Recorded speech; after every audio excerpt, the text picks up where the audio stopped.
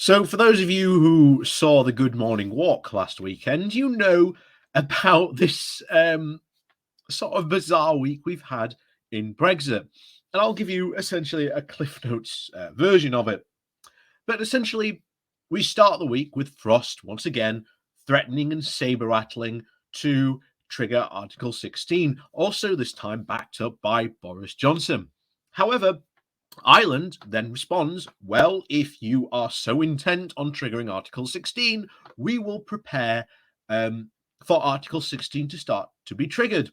At which point, Frost accuses Ireland of trying to start a trade war, which said, no, we're not the ones starting it. If you trigger Article 16, that is what it ultimately will be. The EU then backed Ireland up to say that they will support, again, their member state. Biden even then swings in on this and says that if Britain were to trigger Article 16 and to cause more problems in the region, which again is on us for doing all this, the problems again are us and on Brexit itself and on the absolute ineptitude of both Johnson and Frost for negotiating a quote-unquote amazing Brexit deal as it was described at the time. But apparently it's not so amazing anymore. I wonder why. And so we find ourselves now at essentially a precipice of a potential trade war, because this will not end well for the UK. It will backfire spectacularly on Boris, because the EU is a massive trading bloc. We do most of our trade with the EU. Trade gravity, we've said it before, that ain't going to change. And then if the US decides it's going to join in as well,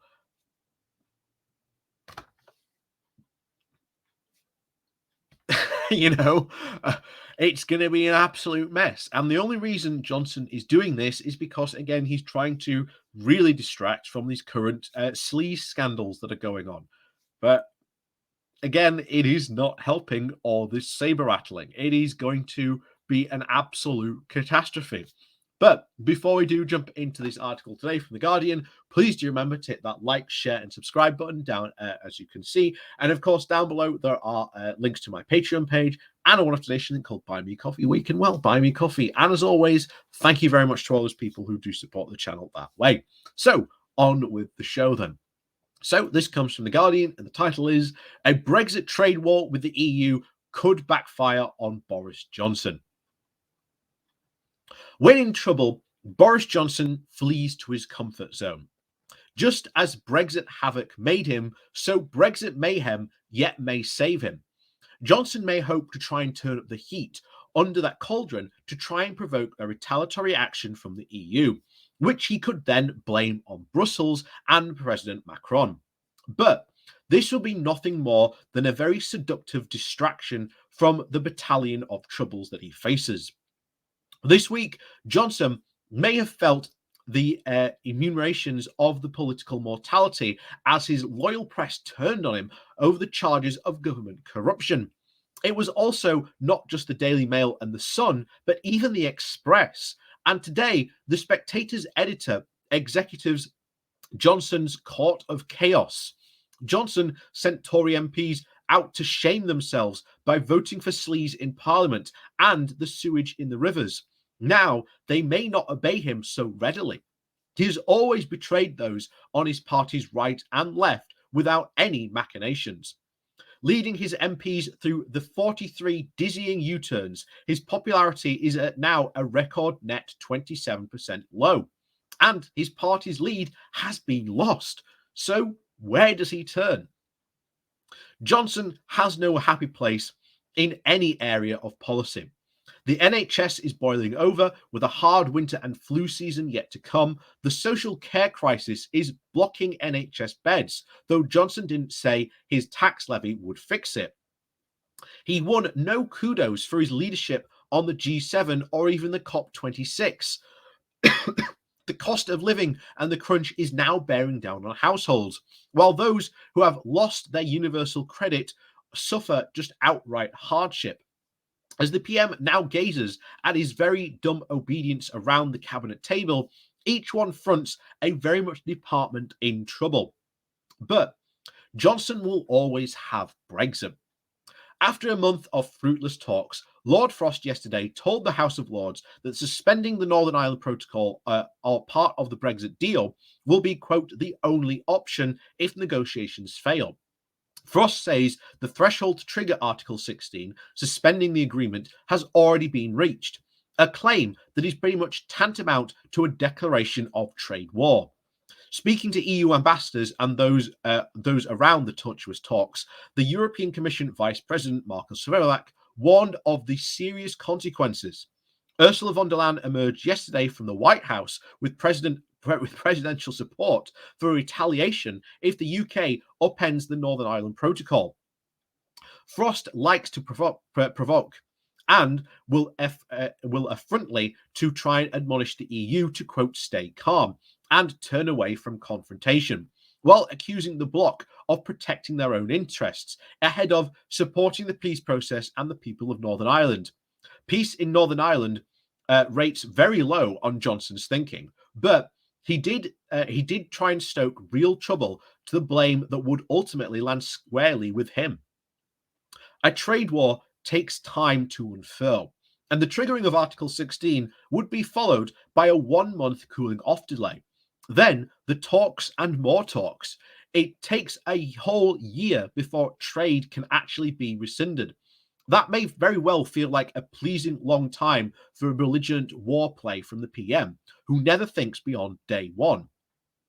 Johnson hasn't had many weapons, so he has already thrown out a complete self-harming threat to withdraw from the joint EU Horizons research programme, taking out the UK's 15 billion to the horror of UK scientists who fear being cut off from the mainstream. Why would then the French, with an upcoming election, politely stick to Britain's trade war timetable? They could quite legally slow traffic at our ports while increasingly throughout lorry checks, causing queues halfway up the country. Maybe Johnson wants such retaliation to try and stir up outrage against the French and the EU in order to try and reassemble his old alliance of leavers for a second Agincourt for plucky little Englanders against the massed EU ranks. But this just might come off yet another policy landmine rather than a useful distraction. What if supply chains are snarled up and people start to connect the wage stagnation and price rises to the 4% loss of GDP that the OBR has blamed on Brexit? What if most people are just sick to death of the never-ending Brexit? What then, though, has already been done? The current political polling gives you an insight here. Next sends what the UK thinks, asks, how well or badly do you think the government are doing at negotiating/handling Britain's exit from the EU? To say that 57% say badly and 31% well, do you think that Brexit is having a generally good or bad impact on the economy as a whole? Here it is. 44% say bad, 25% say good. In hindsight, do you think Britain was right or wrong to leave the EU? This time, it's 39% say right, 48% say wrong. Of course, this could all swivel as a patriotic anti-French hullabaloo, and the numbers suggest a very growing understanding of now the Brexit untruths. If Johnson is to ignite this turmoil, Keir Starmer's Make Brexit Work promise could begin to actually gain traction.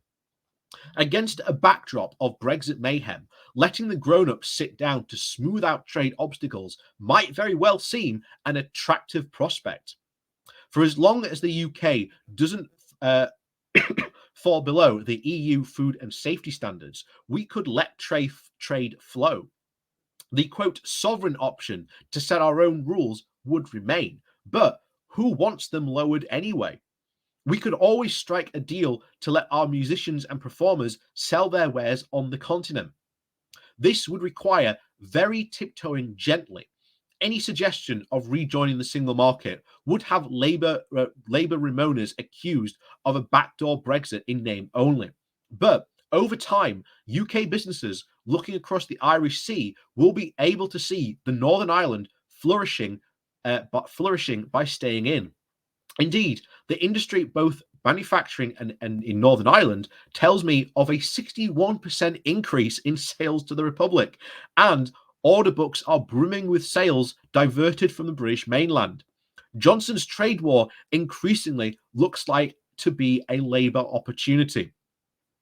Wiser voices would warn the MP to step back.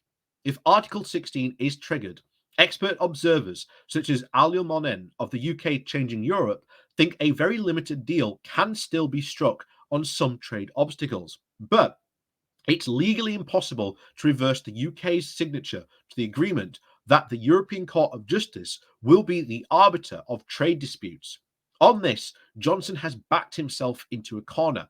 Will he make a humiliating compromise or fight on for the political fun of it? Whatever the damage and whatever the risk to the peace of Northern Ireland, Loudmouth Frost goes back to the talks tomorrow. So, as always, we will have to see what happens here. We will have to see how this unfolds this week. But needs to say, none of the consequences for this will be very good at all. Will be very good at all. And bear in mind, we've already seen that businesses in Northern Ireland are booming. They've got overwhelming orders. They've got all this, doing better than exact same or similar companies here in the UK. Why is that? Because they're still in the single market and customs union. And I do agree with the fact that Starmer is taking it now. He's starting to take this very, very gentle approach, saying, hey, Brexit's not working.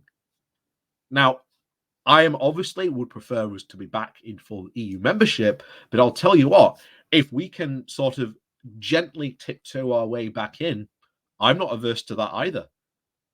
Because more and more people will start to see that, yeah, us being in the EU and the EU and being part of all its institutions was a very good thing, and leaving it was just a dumb idea that was propagated on some absolutely colossal whoppers told by people like Boris Johnson, Nigel Farage, who, well, told absolute lies for their own personal gain, ? Especially around Nigel, but definitely for Boris, who used it to obviously catapult his way to being PM. Like I say, this ain't going to end well at all, and could be yet another political landmine for Boris Johnson to step on. As always, we will have to see what happens. But as always, as they say, remember that political tagline, that a week is a very long time in politics, and we're just going to have to see what happens this week. So with that said, thank you very much for watching. Please do remember to hit that like, share, and subscribe button. And of course, down below, there are links to my Patreon page, as well as a one-off donation link called Buy Me Coffee, where you can, buy me coffee. And as always, thank you very much for watching, and we'll see you all next time.